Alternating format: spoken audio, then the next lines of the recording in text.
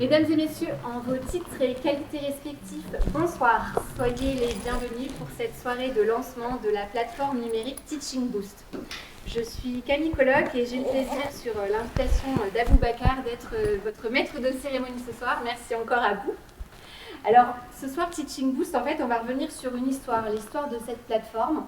On va revenir sur la jeunesse, puisque cette plateforme est née dans un cadre associatif, celui de la Jeune Chambre économique de Tours. On va également revenir avec nos invités qui vont se succéder au micro sur le développement de cette plateforme, sur la façon dont ça a été travaillé en interne. Donc, petite dédicace, puisque les membres de l'équipe Teaching Boost, ce soir, vous allez les repérer pour ceux qui sont dans l'assemblée. Ils ont un joli polo blanc logoté Teaching Boost et Jeune Chambre économique de Tours. Et également, ce soir, nous allons revenir aussi sur ce projet particulièrement fédérateur qui a su réunir à la fois des associations, des entreprises, des institutions ou encore des personnalités engagées sur la thématique de l'éducation et l'égalité des chances au milieu scolaire. Alors, Aboubacar va y revenir dans quelques minutes en tout cas, mais Teaching Boost, c'est l'histoire d'une plateforme qui permet une mise en relation entre des bénévoles et des associations pour proposer à titre gratuit du soutien scolaire, de l'aide aux devoirs, à la révision ou des remises à niveau. Je vais officiellement lancer la soirée puisque aujourd'hui on met un coup de projecteur sur un projet qui vise à la réussite scolaire partout et pour tous. Et pour en parler, j'appelle un premier invité à me rejoindre, Xavier Houdin, président de la Jeune Chambre économique de Tours.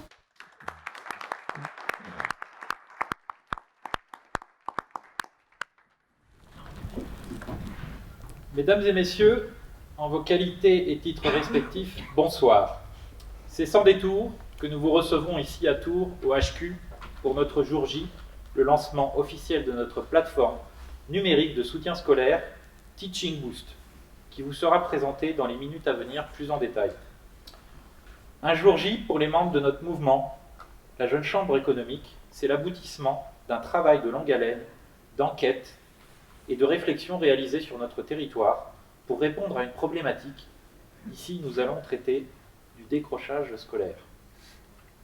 L'apprentissage et la formation fait partie de l'ADN de la Jeune Chambre économique, puisque sa vocation est de former les jeunes à la prise de responsabilité, à mener des actions à impact positif dans les domaines de l'emploi, du développement économique, de la préservation de l'environnement et de l'aménagement du territoire.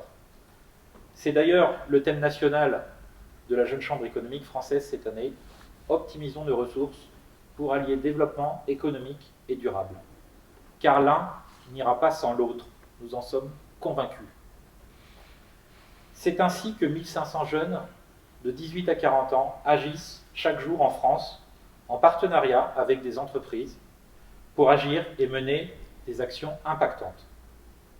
Plus globalement, nous nous inscrivons dans un mouvement mondial nommé JCI, Junior Chamber International, soit 200 000 membres dans le monde, qui luttent pour les Global Goals, donc les 17 objectifs fixés par les Nations Unies à horizon 2030 pour un monde plus juste.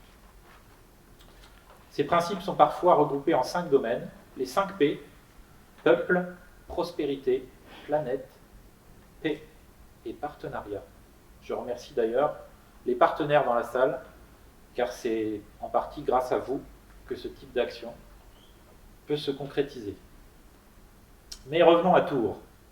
La Jeune Chambre économique de Tours est présente depuis 64 ans sur la ville. Elle compte aujourd'hui 54 membres actifs et le siège social, l'Étoile Bleue, ancienne maison close, aux portes du Vieux-Tours, est aujourd'hui classé monument historique. Nous l'avons ouverte d'ailleurs au public lors des Journées du patrimoine, qui a compté 850 visiteurs le week-end dernier. Alors oui, nous sommes fiers de notre association et confiants dans l'avenir et l'impact durable qu'elle pourra mener dans la transformation de notre société. Oui, chaque geste compte, chaque action démultipliée sur notre territoire permettra un essaimage local, régional et national, parfois même mondial. Alors soutenez-nous, rejoignez-nous et suivez-nous sur les réseaux. Je vous souhaite une agréable soirée.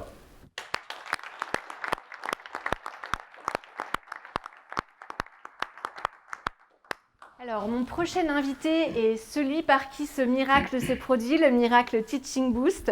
Il a permis d'impulser ce projet au sein de la Jeune Chambre économique de Tours. Il a réussi à transmettre sa vision et les missions qu'il se s'est attachées à ce projet. Aboubacar, j'ai le plaisir de t'inviter à me rejoindre sur scène.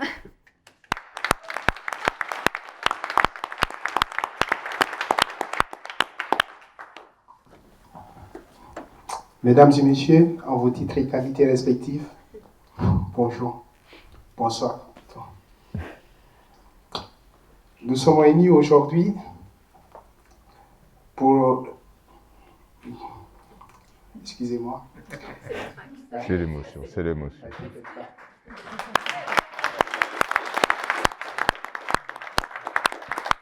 Je m'excuse, je suis vraiment ému en fait, parce que là, en fait, la plateforme qu'on va lancer là, c'est vraiment un projet qui me tient beaucoup à cœur. Je vais vous expliquer tout au long de mon discours pourquoi.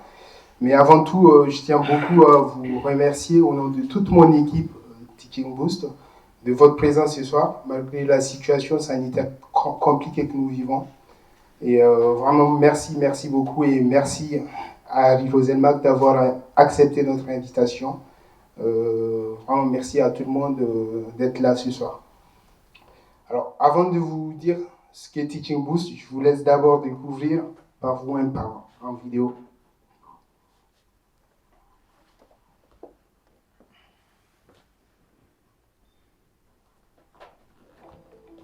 Charline est en troisième. C'est une élève studieuse et attentive.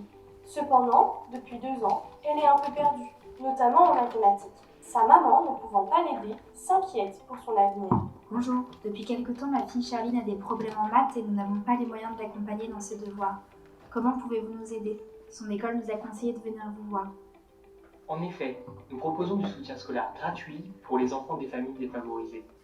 En attendant que nous trouvions un bénévole disponible, je vous mets sur la liste d'attente. Merci, à bientôt alors. Charline ne sera pas prise en charge directement puisque l'association manque de bénévoles. Mais Charline n'est pas la seule dans cette situation. 80% des parents non diplômés se sentent dépassés pour aider leurs enfants dans leur scolarité. Plus de 20% des demandes de soutien scolaire ne peuvent être honorées faute de bénévoles. En conséquence, 110 000 jeunes quittent l'école sans diplôme chaque année. C'est pourquoi la Jeune Chambre économique de Tours propose une solution pour encourager le bénévolat dans le domaine du soutien scolaire. Elle présente la plateforme numérique Teaching Boost. Mais comment ça marche? Le potentiel bénévole vient sur la plateforme, se connecte à son compte.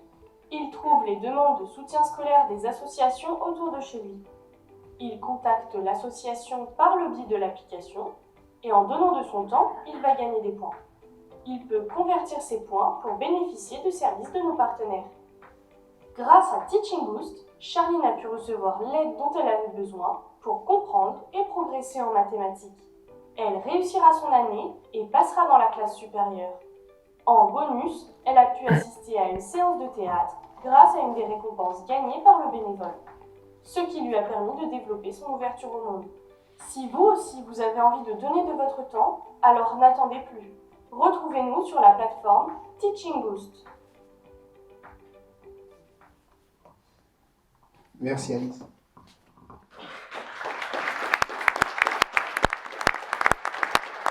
Merci. Alors, maintenant que vous savez ce que est Teaching Boost, et il faut savoir qu'en fait, l'idée globale, pour faire simple, c'est mettre des associations et des bénévoles en relation, mais pas que. C'est vraiment pérenniser aussi cette relation entre bénévoles et associations, d'où la notion de récompense que nous avons voulu, récompense culturelle, de formation sportive. Pourquoi? Parce que nous voulons créer un cercle vertueux dans lequel le bénévole qui donne son temps pour accompagner un enfant va monter aussi en compétence, avoir une certaine ouverture au monde qui pourra facilement transmettre à l'enfant. Donc c'est pour ça qu'on a cette notion de récompense à travers ce projet. Alors maintenant que vous savez de quoi il s'agit, je vais plutôt vous expliquer pourquoi nous le faisons et comment nous sommes arrivés à cette soirée de lancement. Alors nous le faisons avant tout parce que nous croyons que l'éducation est la solution la plus efficace pour lutter contre les inégalités. On en est convaincu au sein de l'équipe Teaching Boost, et c'est ce qui nous a porté depuis qu'on a initié ce projet, et c'est l'objectif qu'on s'est vraiment fixé, contribuer à réduire les inégalités à travers l'éducation. Mais malheureusement, malgré tous les efforts qui sont faits, les inégalités ne cessent de s'accroître, on va dire, entre guillemets, année après année, et génération après génération surtout. C'est ce qui est dramatique en fait. C'est-à-dire que quand on regarde un petit peu les chiffres de la mobilité intergénérationnelle, alors c'est un terme que j'ai appris juste au début du projet et qui m'a fait pas mal de... Ça m'a fait vraiment mal à la tête en épluchant les chiffres que ça cache. Mais je vous le montre. Quand on regarde en fait la situation d'une personne en fonction de son origine sociale, on se rend compte, là c'est des chiffres de 2015, ça a dû évoluer, mais on n'a pas des chiffres plus récents, que par exemple des enfants d'ouvriers sont moins de 10% par exemple à devenir cadres, alors que chez les fils de cadres, ils sont à 47%. Donc quelque part, il y a normalement le rôle de l'école, enfin, de l'éducation, de la société, de façon globale, qui est d'accompagner tous les enfants, indépendamment de leur origine sociale, à atteindre un certain niveau, on va dire. Ben, on échoue un petit peu en fait, dans ce rôle-là. Ce qui m'amène à une citation de Mandela que j'aime beaucoup. Je m'excuse pour ceux qui la connaissent déjà, notamment les membres de la Jeune Chambre. Mais cette citation, je la cite souvent parce qu'elle correspond assez bien en fait à mon expérience personnelle, à ma vie. Donc Mandela qui dit « L'éducation est le grand moteur du développement personnel. C'est grâce à l'éducation que la fille d'un paysan devient médecin, que le fils d'un ouvrier le fils d'un mineur devient directeur de la mine, et que l'enfant d'un ouvrier agricole peut devenir président d'une grande nation. » Il pensait certainement à lui en disant ça. Je la sors, comme je vous disais, parce que ça correspond assez bien à mon expérience, parce que c'est seulement grâce à l'éducation que l'enfant de 2 parents illettrés, qui n'ont jamais été à l'école, qui ne savent ni lire ni écrire, a pu devenir docteur en traitement d'image et ingénieur innovation dans une société à la pointe de la technologie. Donc je me dis, si malgré mon origine sociale, j'ai pu arriver, c'est pas automatique en fait finalement. Et quand je regarde, ça n'a pas été très simple. J'ai dû travailler dur, mais pour que je travaille et que je me rende compte réellement l'importance de l'école, c'est parce que j'ai eu la chance d'avoir une enseignante, en l'occurrence quand j'étais en CE2, qui nous a toujours dit, croyez en vous, croyez en vos rêves, vous pouvez devenir ce que vous voulez, mais allez-y de l'avant, quoi. Ce qui a fait que mon collège, d'ailleurs, je l'ai fait, pour la petite histoire, je l'ai fait à 4 km environ de chez moi. Je partais à pied le matin, je revenais le midi pour manger, sinon je ne mangeais pas. Je repartais à l'école à 14h et je revenais à la maison. Donc par jour, pendant 4 ans, parce que chez moi, je suis originaire du Niger, chez moi, le collège, c'est 4 ans. Et du coup, je faisais environ 16 km par jour à pied pour aller à l'école. Si j'ai eu cette motivation quelque part, c'est parce que mon prof, enfin l'enseignante a inculqué en fait ce truc en moi. Mais malheureusement, tous les enfants n'ont pas cette chance-là d'avoir quelqu'un qui les motive à le faire et de prendre confiance en lui. Si je vous raconte cette histoire, c'est parce que je crois sincèrement au rôle du mentorat, c'est que font les associations pour accompagner les jeunes, parce que pour certains jeunes qui peuvent venir un peu du milieu social comme le mien, ils n'ont pas forcément quelqu'un derrière qui leur fait comprendre que c'est pas parce que papa est ouvrier que de toutes les façons tu es condamné à être ouvrier. Tu peux devenir qui tu veux dans la vie, à condition que tu travailles bien sûr, mais tu peux le faire, Et Du coup, c'est quelque chose qui est vraiment important. Ce qui m'amène à une citation de Laurent Gounel que j'aime beaucoup, qui dit « Si chacun d'entre nous était conscient de l'immense valeur qui était la sienne, c'est toute la face du monde qui serait changée. » Je crois, mais sincèrement, je crois beaucoup à cette situation. Et pourvu qu'on donne aussi aux jeunes gens cette confiance en eux. Et c'est là que je trouve impressionnant, et vous allez le voir à travers les interventions qui vont suivre, de ce que font ces associations à l'endroit des enfants, qu'il faut vraiment les encourager dans ce sens-là. Bon, maintenant que vous savez un peu pourquoi nous le faisons, je vais plutôt maintenant passer à l'histoire de Teaching Boost pour vous dire comment nous l'avons fait. Alors, Teaching Boost, donc, c'est parti de mon envie, de mon histoire, de l'envie de faire quelque chose en direction de ces enfants, de ces jeunes, mais c'est aussi une histoire d'une rencontre avec la Jeune Chambre économique française. Et là, je mets la magie, en fait, d'un congrès national de la Jeune Chambre. Je vais vous demander de faire un exercice qui est peut-être un peu compliqué en cette période de crise, c'est d'imaginer dans un amphi, en fait, plus de 1300 jeunes gens entre 18 et 40 ans qui ont la même envie, en fait, de bouger, de faire quelque chose, de changer le monde, d'être le changement qu'ils veulent voir dans le monde pendant 2-3 jours.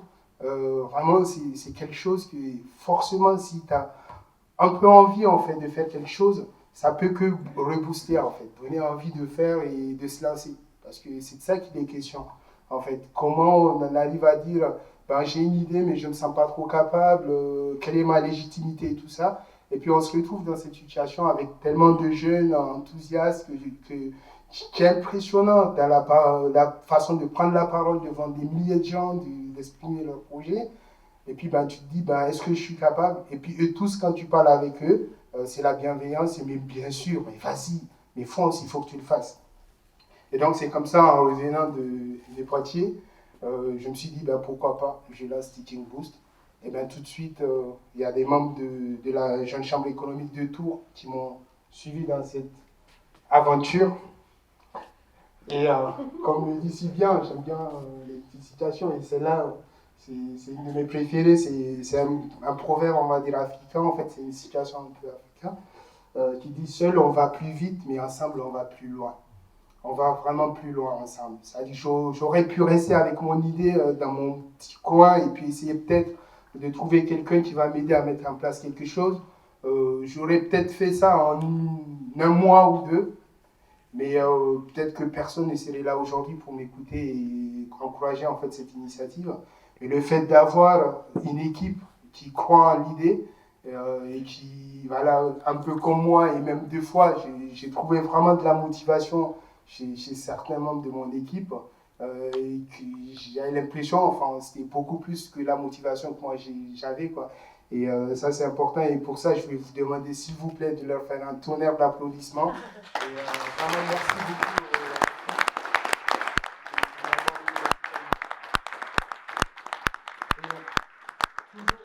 Toujours dans l'idée de seul, on va plus vite, et ensemble, on va plus loin. On aurait pu aussi rester au sein de la Jeune Chambre. J'avais une belle équipe, essayer de trouver une solution tout de suite et venir voir les associations et puis leur dire, voilà, finalement, on vous propose de faire ça, voilà, venez sur notre plateforme. Ce n'est pas la démarche qu'on a fait parce qu'on croit au fait qu'ensemble, on va aller plus loin. On a voulu que ces projets soient co-construits avec les associations.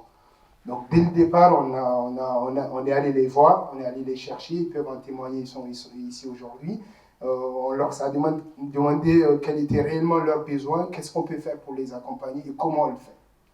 Ce qui nous amène à notre premier jour J, d'ailleurs, avec le pouvoir du cerveau collectif, comme je le dis, avec tout le monde, les idées de tout le monde. On a prototypé ensemble avec les associations, avec des partenaires techniques, à quoi doit ressembler cette plateforme qu'on vous présente aujourd'hui. Et donc, c'est vraiment un projet qui nous a pris finalement beaucoup de temps, mais dont on est certain aujourd'hui en tout cas, qu'il y aura l'adoption au moins des associations, des gens qui nous ont suivis, parce qu'on l'a fait ensemble. On a essayé de coller au maximum à leurs besoins. Et donc, ce n'est pas une solution, une énième application qu'on vient directement leur présenter pour leur dire venez dessus, quoi. Et puis, si tu peux passer au suivant, s'il te plaît. Alors, on ne l'a pas fait tout seul, bien évidemment. Et il y a eu des partenaires qui nous ont accompagnés dans cette aventure. Le premier, Civitan, qui nous accompagne depuis le début du projet, en nous offrant notre identité visuelle, notre dossier partenaire et tout au long du projet qui nous a accompagnés.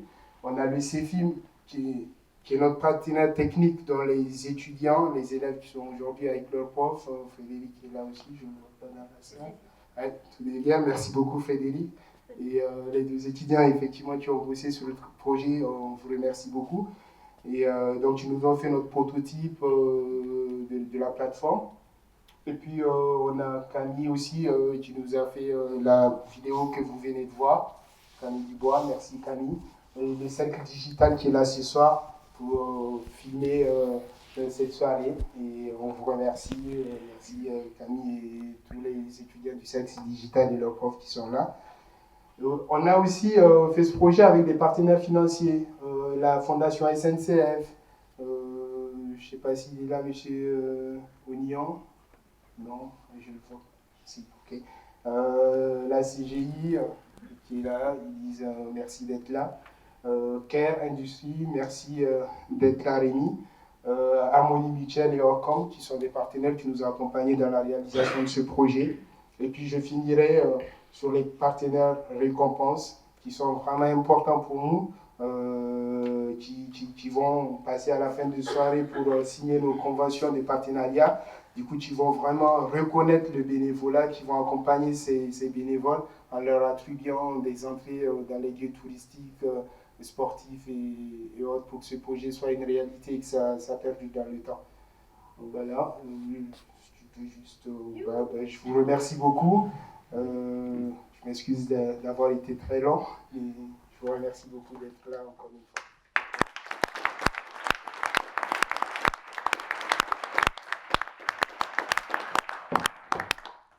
Alors, Aboubacar le disait en préambule, les associations ont été pleinement partie prenante, en tout cas pour développer la plateforme. Elles ont été dans la co-construction.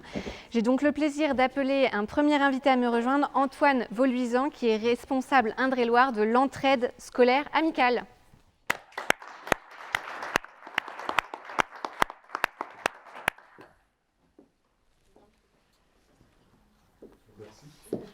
Merci.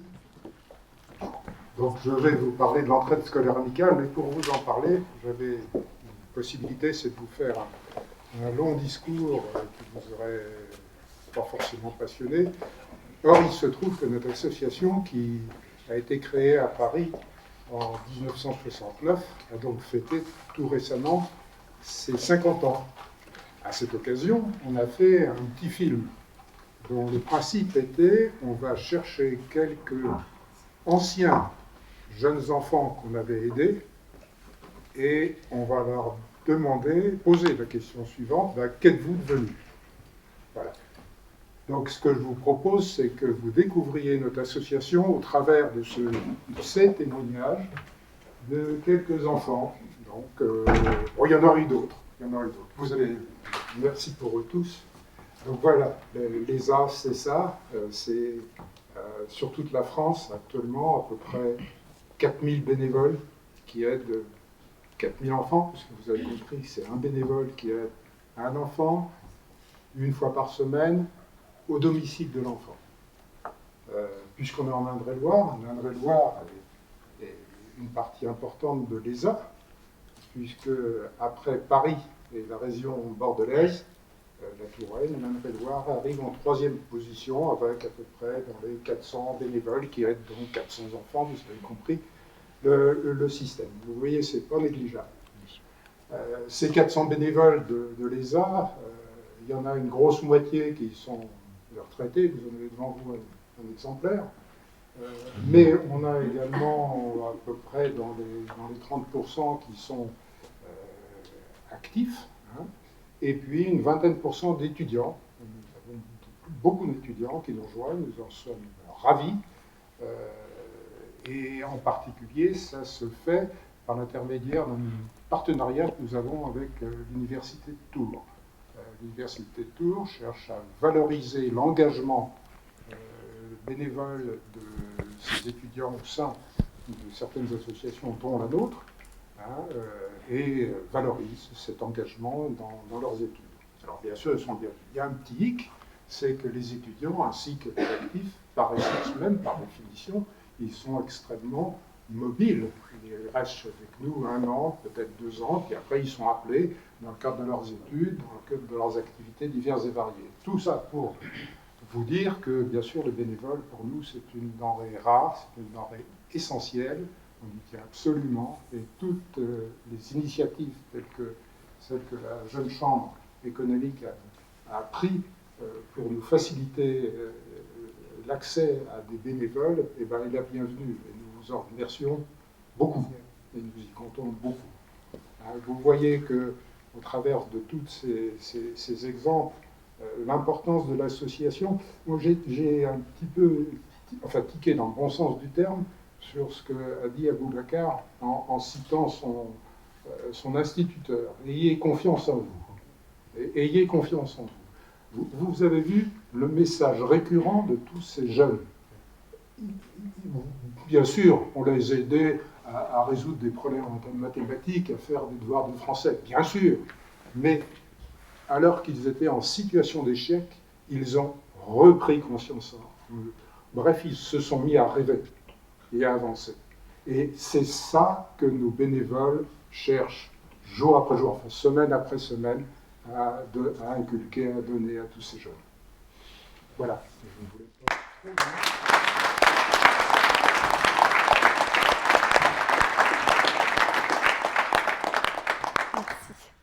Alors, un deuxième invité avec une association, j'ai le plaisir d'appeler à me rejoindre Anne-Lo Béguet, responsable Touraine Agir ABCD. Je vous en prie, voilà. Bonsoir à tous, merci pour votre accueil. Donc, je vais vous présenter l'association au travers d'une photo qui a été prise vendredi matin, vendredi dernier. Et je vais vous la commenter pour vous expliquer un peu ce que nous faisons. Alors d'abord, nous sommes une ONG reconnue d'utilité publique dont le siège est à Paris. Et je suis la responsable territoriale pour la Touraine. Nous travaillons depuis 1983 en France et à l'international. Nous faisons de l'aide humanitaire, globalement. Mais depuis quelques années, nous nous sommes de plus en plus concentrés sur le territoire national, du fait des fortes migrations qui sont arrivées, notamment parmi ces jeunes qui sont, qu'on appelle aujourd'hui des MNA, des mineurs non accompagnés. Alors sur ce programme que je vais vous présenter, voilà notre salle de classe. Alors nous avons notre propre salle de classe. Nous sommes hébergés par la sauvegarde de l'enfance qui se trouve à Joué-les-Tours. Nous sommes partenaires de cette association qui a un agrément de l'aide sociale à l'enfance pour accueillir des mineurs, français et étrangers, dans des foyers ou dans des logements. Et là, il se trouve que dans le cadre d'un programme départemental, nous avons pu, c'est une initiative de l'association, proposer une formation à la fois au français et au numérique. Donc là, ce que vous voyez sont des jeunes migrants, mineurs, qui sont impartables parce que Covid oblige, on est obligé de respecter les règles, devant des ordinateurs, donc des portables. Et en même temps, quand on leur apprend le français, on leur apprend le maniement de l'ordinateur. Alors ça paraît fou, on n'a pas le temps en fait avec ces jeunes-là d'apprendre et le français d'abord et les maths et après l'informatique. On n'a pas le temps parce qu'on ne les voit pas longtemps. À partir de 18 ans, c'est fini, il faut qu'ils se débrouillent tout seuls. Et souvent, ils ont 16 ans, 17 ans, ils ne peuvent pas être scolarisés. Donc ils n'auront pas de place dans les écoles parce qu'ils ont plus de 16 ans. Donc nous, on leur sert de sas, on va dire, de sas, de passage vers autre chose. Et on essaie de les aider à développer un projet professionnel. Donc tout ce qu'on leur apprend, c'est vraiment des choses de la vie de tous les jours, très concrètes, des postures aussi, des codes sociaux, la laïcité, la citoyenneté du pays d'accueil. Et on est obligé d'aller très vite, malheureusement. Ce qu'on espère en tout cas, c'est qu'ils puissent intégrer un CFA, dans le meilleur des cas, assez rapidement. Et dans les CFA aujourd'hui, on est obligé d'utiliser le numérique parce qu'avec tout ce qui s'est passé ces derniers mois, on a perdu la trace de certains jeunes parce qu'ils n'avaient pas d'ordinateur, parce qu'ils ne savaient pas utiliser le numérique, ils ne savaient pas aller sur les plateformes des CFA. Donc notre priorité aujourd'hui, c'est certes le français, mais aussi un accélérateur pour leur permettre d'arriver un peu préparés dans les CFA. Cette classe, c'est un SAS, en fait. Mais nous intervenons dans les CFA. Nous avons 3 CFA partenaires, donc Jouy-les-Tours, la Cité des Formations à Tours-Nord et puis le CFA du BTP, où on va retrouver certains des jeunes qu'on a eus ici, mais aussi des jeunes qu'on n'a jamais vus et qui sont en très grande difficulté, qu'ils soient étrangers ou français. Et là, nous intervenons à ce moment-là directement dans les CFA, sur des programmes qui sont définis par les CFA eux-mêmes, sur du préapprentissage, par exemple, ou du soutien pour des jeunes qui ont été clairement identifiés comme étant en très grande difficulté pour suivre des cours comme les autres jeunes. Alors soit c'est des jeunes migrants, soit c'est des jeunes français qui sont atteints par exemple de dyslexie ou qui ont des gros problèmes liés à l'illettrisme, on en a aussi en France des illettrés. Et à ce moment-là, nous, on va intervenir dans ce cadre, dans ce partenariat. Nous faisons aussi du soutien individuel, du soutien scolaire individuel, mais via nos partenaires, toujours pareil, soit les CFA, soit les foyers qui accueillent ces jeunes et qui nous disent voilà quels sont les besoins et on intervient au cas par cas et nos bénévoles peuvent être amenés à intervenir à la fois sur des matières générales, mais aussi sur des matières professionnelles. Dans notre profil de bénévoles recherché, c'est tous azimuts, si possible même des gens qui viennent du monde du BTP, de la restauration, un exemple ici, de l'entreprise en général, pour justement accompagner au mieux ces jeunes par rapport aux prérequis pour entrer dans les entreprises, dans les métiers qu'ils ont choisis. On intervient également au Sanitas à Tours, dans des écoles primaires, où là on fait du soutien scolaire de tout petit, du CP jusqu'au CM2. Mais c'est vrai que nous n'avons pas tout à fait le même champ d'intervention que les autres. Voilà, tant mieux, comme ça on se complète. Voilà ce que je pourrais vous dire. C'est un vrai défi ce qu'on est en train de faire là. C'est nous qui avons créé nos propres supports de formation, notre propre prise en charge. Et c'est fou tout le vocabulaire qu'il peut y avoir autour du numérique. C'est fou ce qui peut être compliqué d'expliquer aux jeunes certaines manipulations. Vous me direz, ils ont des smartphones, oui, mais ils ne savent pas s'en servir. Ils sont à des années-lumière de ce qu'on va leur demander dans la vie professionnelle et dans les CFA. Nous recherchons des fonds aussi pour acheter des ordinateurs pour que les jeunes qui sortent de chez nous puissent avoir leur propre ordinateur portable. Ces ordinateurs ne sont pas ni à eux ni à nous, donc on ne peut pas les leur laisser, ils ne peuvent pas partir avec. On a besoin d'argent pour leur fournir des ordinateurs et en cas de confinement, on puisse continuer à les suivre à distance, on puisse continuer les cours à distance. C'est notre grand défi de 2020-2021. Merci pour votre attention.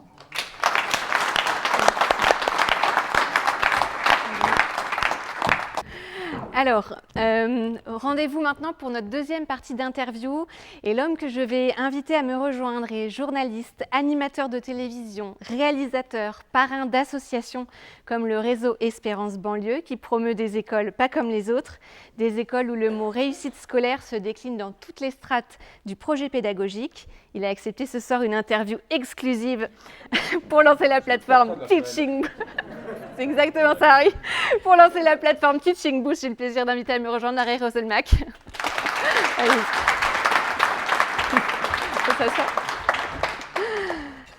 Alors, Harry, en fait, certains d'entre nous ne le savent pas forcément, mais vous êtes né à Tours. Donc, vous avez étudié, alors là, on va faire une petite dédicace au collège Christ-Roi, au lycée Choiseul, et c'est une ville dans laquelle vous aimez forcément revenir.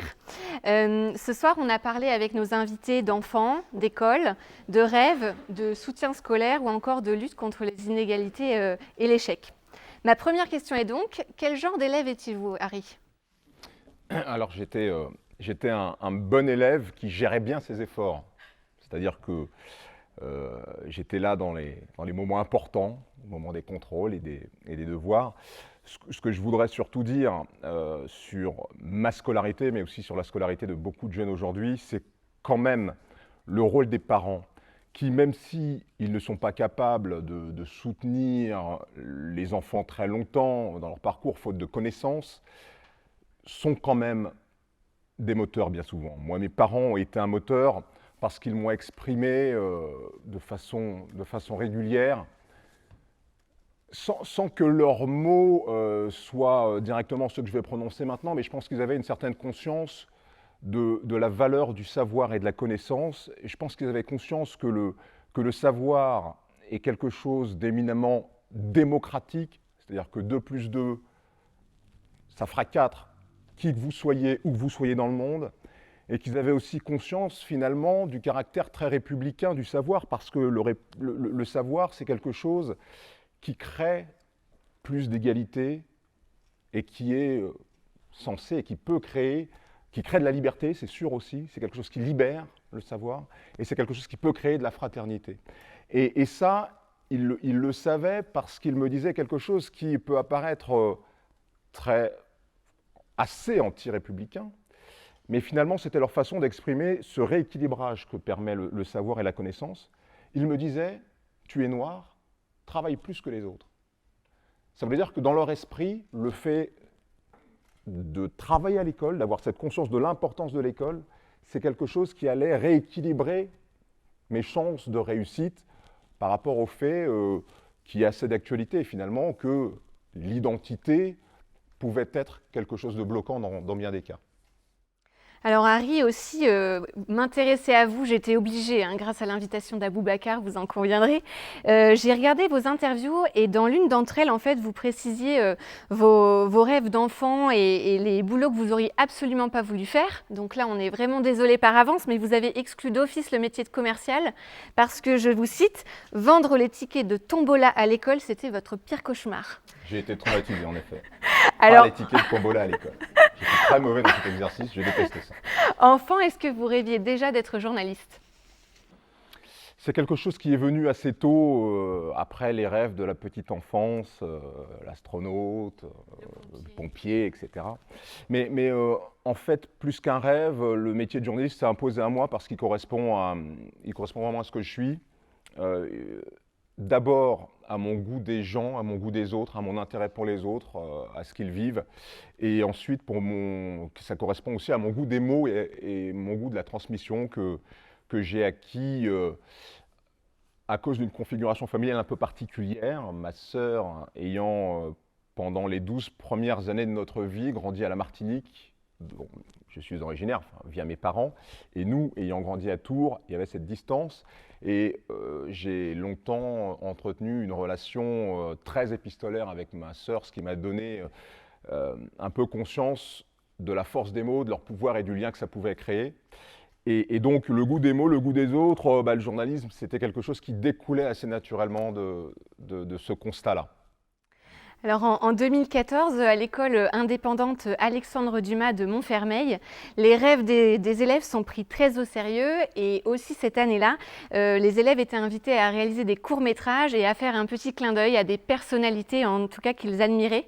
Et vous étiez l'une d'entre elles en fait, Harry, et vous avez répondu favorablement à leur appel. Vous vous êtes rendu à l'école qui est donc, on va le voir, mais une école assez atypique. Et en plus, vous avez décidé de vous engager comme parrain officiel pour l'école pilote Alexandre Dumas, devenu désormais le réseau Espérance Banlieue. Qu'est-ce qui vous a convaincu de parrainer en fait cette école ? Le constat paradoxal que dans les endroits où la diversité des élèves était la plus importante, l'offre scolaire était réduite. Dans les centres-villes, on a des écoles. On a l'école publique, l'école de la République, on a des écoles privées. Dans les quartiers de banlieue, il n'y a pas d'école privée. Et je trouve ça d'un paradoxe assez hallucinant. C'est-à-dire que je pense que dans ces quartiers, on a peut-être besoin, plus encore que dans les centres-villes, même si là aussi c'est nécessaire, mais d'une diversité d'offres scolaires pour répondre à une grande diversité d'élèves. Et le cours Alexandre Dumas à Montfermeil et donc l'initiative du réseau Espérance Banlieue répondait à cette incongruité en proposant un enseignement privé, alors qui dans un premier temps, et l'est toujours aujourd'hui me semble-t-il, parce que je suis un peu moins proche d'eux, mais hors contrat dans un premier temps, puisqu'il faut faire ses preuves pour pouvoir devenir une école de contrat éducation nationale, proposait donc d'installer une école privée dans un quartier de banlieue dans laquelle des enfants décrochaient, n'étant pas adaptés à cet enseignement républicain qui a bien des qualités, mais qui ne peut pas se démultiplier et correspondre à tous les types d'enfants. Alors pour les participants présents ce soir, est-ce que vous pourriez nous décrire cette école si singulière, peut-être dans son fonctionnement, dans la façon dont elle a été conçue et développée? C'est une école qui s'adapte vraiment au rythme des enfants. L'enseignement est le même, évidemment, que celui des autres écoles.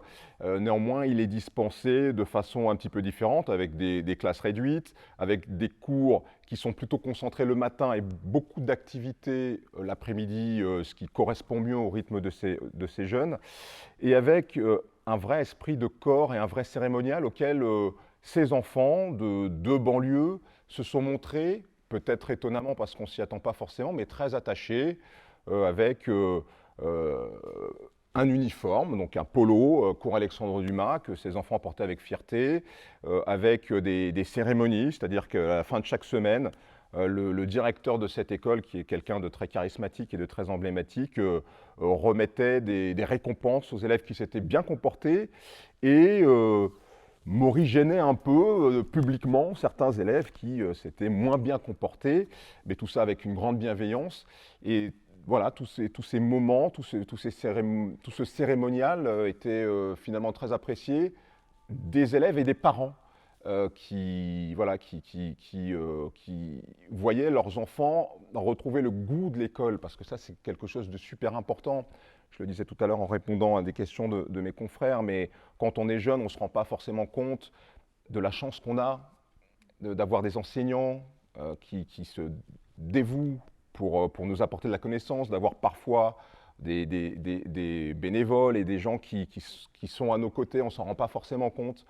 Et on peut effectivement passer à côté de l'importance de cela et même de sa saveur. Et ces enfants dans cette école retrouvaient le goût, la saveur de l'apprentissage, parce que cet apprentissage était vraiment, j'ai envie de dire, sur mesure et convenait à leur rythme et à leur personnalité. Alors vous parliez justement des enseignants. Dans le cours Alexandre Dumas, en tout cas, on insiste sur la proximité prodigieuse qu'il peut y avoir entre le corps enseignant, les élèves et les parents.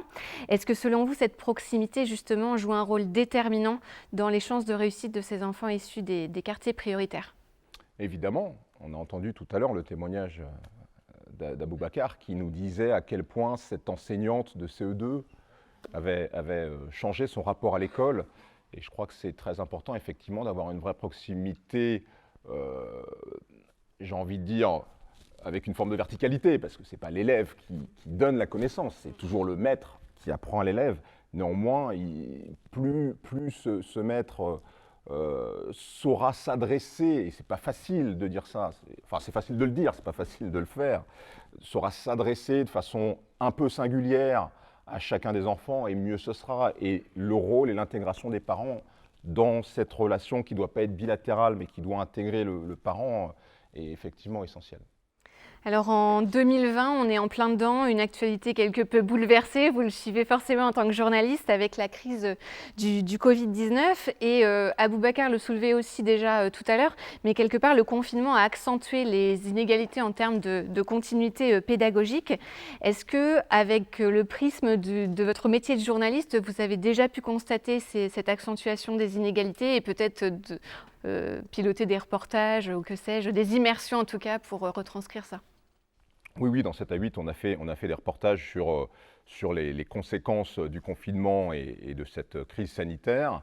Et effectivement, on a pu constater que des élèves avaient décroché et ils ont été relativement nombreux dans certains quartiers, liés au fait qu'il est déjà compliqué pour certains élèves de faire leurs devoirs le soir pendant 1h30 ou 2 heures chez eux pour plein de raisons liés au cadre de vie, et que ces enfants-là, quand ils étaient toute la journée à la maison et qu'ils devaient non seulement faire des exercices, mais aussi apprendre à la maison, c'était très compliqué.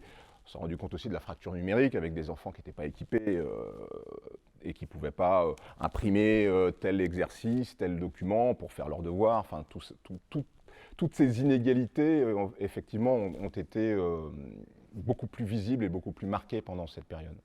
et ça a provoqué du décrochage scolaire, c'est vrai. Alors les fractures sociales, sociétales, c'est en tout cas des sujets que vous explorez dans votre travail de journaliste et dans vos immersions. Et en 2018, vous avez travaillé sur ces sujets avec un film Fracture que vous avez écrit, produit et réalisé. J'avais 2 questions. La première, comment le film a été reçu en 2018, même si c'est pas, il n'y a pas si longtemps, et n'est-il pas encore plus d'actualité en 2020 avec ce qu'on traverse? Alors oui, pour commencer par répondre à la deuxième question, évidemment, il est encore d'actualité et peut-être malheureusement le sera-t-il encore quelques années. Et c'est vrai que ce film, il traite plus des fractures identitaires qui sont pas exclusives des autres types de fractures et qui montrent effectivement un pays qui est de plus en plus fracturé, divisé, communautarisé. Je n'utiliserai pas le terme de séparatiste ou de séparatisme que je trouve mal approprié. Je pense qu'il faut mettre les mots sur les phénomènes. On a un phénomène de communautarisation de la société française qui n'est pas complètement nouveau, mais qui montre des effets délétères depuis quelques années et qui vont sans doute, si le phénomène n'est pas, on ne trouve pas les clés de résorption de ce phénomène, qui vont s'accroître. Et je crois que justement l'éducation, le savoir, le partage de la connaissance, c'est un outil de lutte contre cette communautarisation qui naît bien souvent de la frustration. Et on sait très bien que la frustration, moins on a de moyens de l'exprimer par le savoir, par la connaissance, par la discussion, par l'échange de mots, et plus on l'exprime d'une façon violente, d'une façon qui détruit du lien social. Donc tous ces problèmes-là sont liés effectivement, et c'est des questions moi qui m'intéressent énormément et sur lesquelles j'ai travaillé dans mon métier de journaliste, mais aussi à côté dans ce que j'ai pu écrire, réaliser et proposer au public. Et ce film, justement, on pourrait le retrouver où? Parce qu'il n'était pas en salle de cinéma, de ce que j'ai compris. Non, c'est un film indépendant qui a le grand mérite d'exister et qui a le grand mérite de correspondre à ce que j'avais dans la tête au moment où je l'ai écrit. Donc j'en suis très fier. Il a existé en festival. Il n'a pas eu d'exploitation salle, mais il est sorti en digital. On peut le retrouver aujourd'hui sur des plateformes VOD, MyTF1, iTunes, voilà, M6, VOD, sur toutes les plateformes VOD. Et on commence à avoir des diffusions télé. Donc on a commencé par Canal+, Antilles-Guyane, c'est notre première diffusion télé, et puis j'espère qu'il y en aura d'autres. Alors Harry, ce soir on a entendu donc la Jeune Chambre économique de Tours. Les bénévoles ont développé cette plateforme Teaching Boost en faveur du soutien scolaire et identifiant clairement un besoin sur le territoire. Et comme les associations, les entreprises partenaires sur ce projet, vous avez donc répondu ce soir présents sur ces thématiques. J'aurais voulu savoir qu'est-ce qui a fait sens chez vous dans ce projet quand Aboubacar vous a contacté pour vous demander d'être présent à cette soirée de lancement. Plusieurs choses. D'abord, la façon dont il a abordé la question. Il m'a raconté son histoire, donc c'est évidemment quelque chose qui m'a touché. Et je pense que l'émotion, c'est un élément important quand on informe, quand on communique. Et on a vu son émotion tout à l'heure, et je pense que c'est le meilleur vecteur pour porter un projet et le pousser.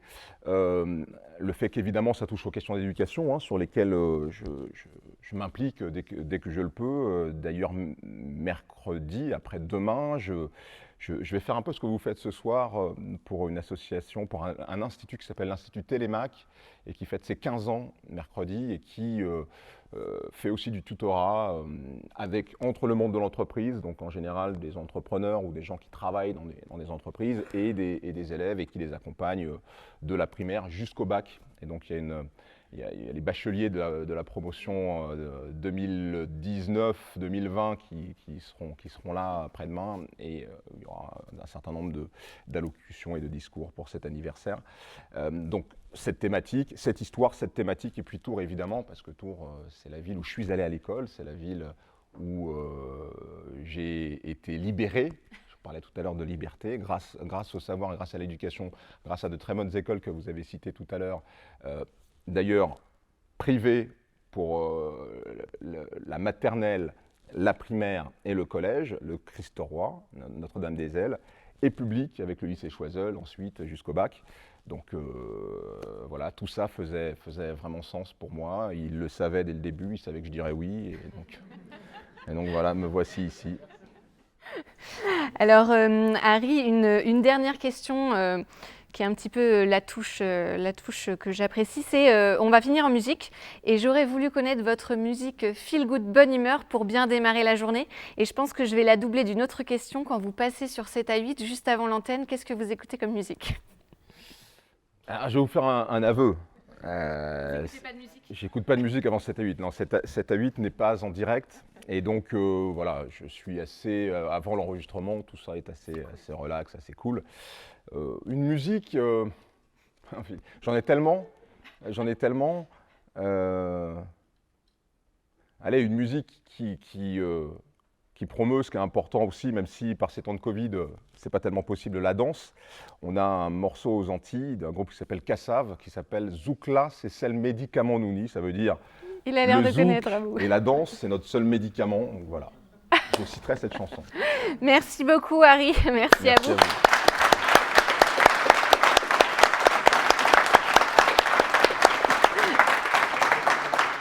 Alors, vous restez avec moi, je vais inviter désormais Anthony Mollet et Aboubacar à venir se joindre à nous puisque nous allons lancer officiellement la plateforme Teaching Boost.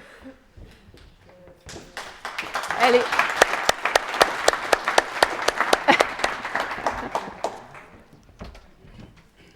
À vous, messieurs. On est un peu loin du PC, donc on va demander plutôt. On avait voulu organiser ça sous forme de bouton magique, et puis ben voilà, on appuie, et puis vous avez la plateforme qui défile, mais avec le Covid, évidemment, on va faire attention. Donc je vais demander plutôt aux filles de lancer la vidéo. Ouais. Et puis il y a Anthony qui va nous commenter un petit peu le parcours. Ok. Donc la plateforme Teaching Boost donc, est officiellement en ligne depuis hier soir. Vous pouvez y accéder depuis n'importe quel moteur de recherche. Vous tapez teachingboost.com et vous allez arriver directement sur cette .fr, bien sûr. Donc sur cette plateforme, vous allez pouvoir découvrir tout un. Est-ce que vous pouvez mettre pause les filles parce que ça va trop vite pour moi là. Ouais, merci. Si vous pouvez même la remettre au début, ça serait génial. Ok. Donc depuis votre moteur de recherche, teachingboost.fr. Ok, super, merci. On suit. Et donc allez-y, vous pouvez relancer. Et donc sur cette plateforme, vous allez arriver donc où vous allez pouvoir rechercher directement vos missions. Donc on a déjà mis quelques missions qui nous ont été transmises par les associations de soutien scolaire qui vous ont été présentées tout à l'heure. Quand vous arrivez sur la plateforme, donc on va vous demander de choisir la mission que vous souhaitez faire, ou en tout cas qui correspond plus au temps que vous avez à consacrer à Teaching Boost. Et puis vous allez pouvoir donc décider en fonction du niveau, en fonction du lieu et en fonction du temps que vous êtes disponible, vous allez pouvoir décider de postuler pour une mission. Ok, on postule. Je m'inscris. Donc là, vous choisissez si vous êtes un bénévole et une association, puisqu'une une association peut également s'inscrire pour déposer ses projets associatifs. Et puis, donc, vous allez pouvoir vous créer votre compte.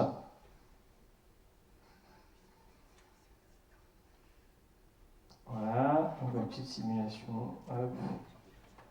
Là, du coup, ça va moins vite, c'est ça? Un agent secret.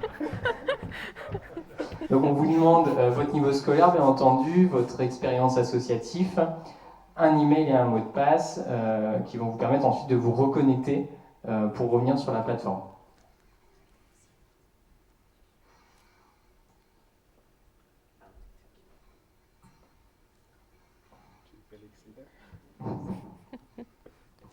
Ensuite, vous allez donc accéder directement, vous allez arriver directement sur votre compte, où vous allez pouvoir voir le nombre d'heures de cours que vous avez donné, l'historique des missions que vous avez passées. Vous allez pouvoir également donc, vous retrouver profil normal sur la droite. Vous allez pouvoir mettre une photo de profil. Je crois que j'ai mis une photo sympa, je crois. Ouais. Voilà pour l'exemple. Ensuite, donc, vous pouvez retourner rechercher encore d'autres missions, les sélectionner et voir ensuite les historiques de missions que vous avez en attente. Donc, une fois qu'un bénévole en fait, va choisir une mission qui est proposée, directement un mail ou une notification va partir à l'association qui va pouvoir prendre directement contact avec le bénévole pour s'assurer que déjà par rapport à ce que recherche le bénévole et les besoins de l'association, on est bien en phase, et puis pouvoir s'organiser. Donc c'est une première version de la plateforme, hein. On va être amené forcément à la faire évoluer en fonction des retours utilisateurs qu'on va avoir. C'est une première plateforme mais qui nous permet déjà d'avoir quelque chose en ligne et de capitaliser sur ces fameux retours. C'est une plateforme qui a été développée, donc Aboubacar l'a dit tout à l'heure, mais par les membres du CEFIM qui sont là, donc merci à eux, c'est dans le cadre d'un projet étudiant.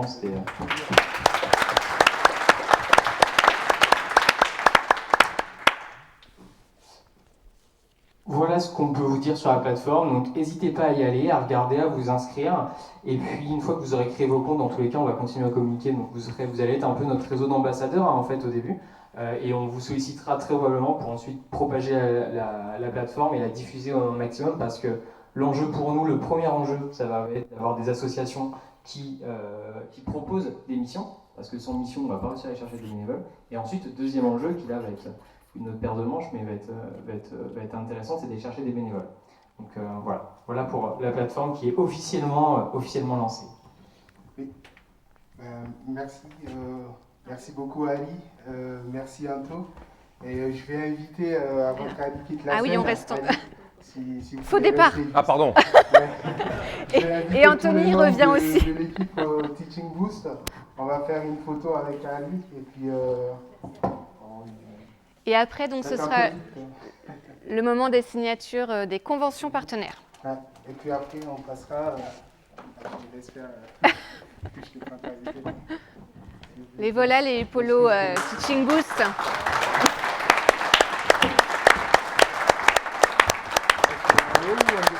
Non, ça peut être là. Oui, ça peut être là, sur scène. Oui.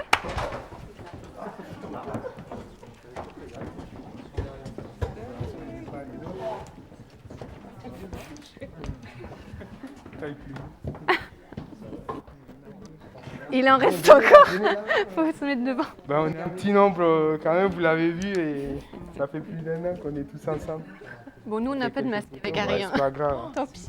Oups. Je vais faire oups aussi. Merci. Merci. Ah ben merci. Alors à vous. Harry, je vous laisse du coup vous rasseoir, merci. À vous, donc pour cette deuxième partie, on va inviter aussi le signataire officiel de la Jeune Chambre économique de Tours, Xavier, à se joindre à nous, puisque c'est le moment des signatures avec les formidables partenaires qui ont donc souscrit à Teaching Boost.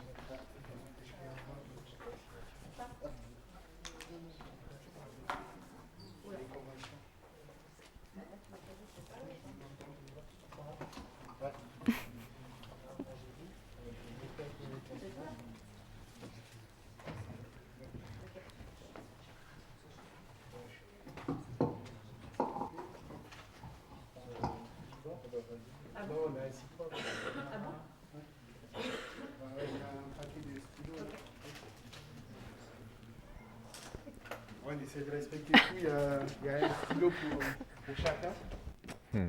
Alors, tu vas me dire quelle est la première personne qu'on invite du coup pour cette signature. La première personne, c'est Jérémy. Jérémy de Chemin de Vacances.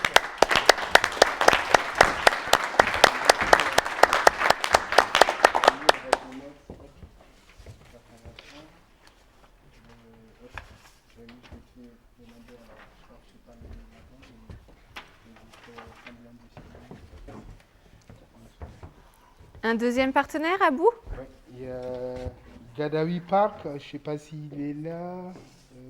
C'est un représentant. Oui, je ne suis pas sûr. Le CCCOD.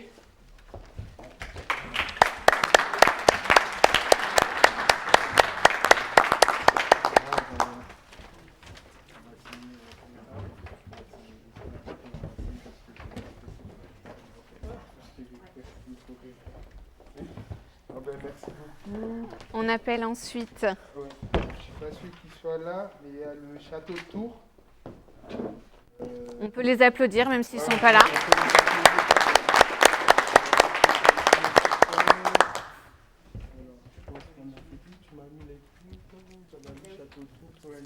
Les Océades, ils ne sont pas là non plus. On les applaudit. Ah si,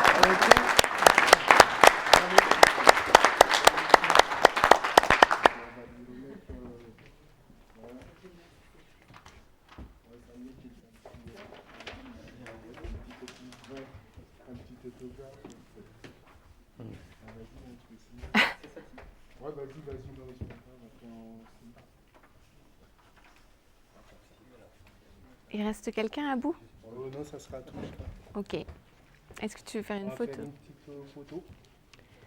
Une petite photo avant de partir alors? On va faire une photo avec les partenaires qu'on propose déjà. Allons-y. Alors je crois vous pouvez regarder du coup la caméra du milieu, ça prendra aussi des photos. Super. C'est dans la boîte? Ouais, c'est dans la boîte. Bon, merci beaucoup, merci à tous pour votre venue.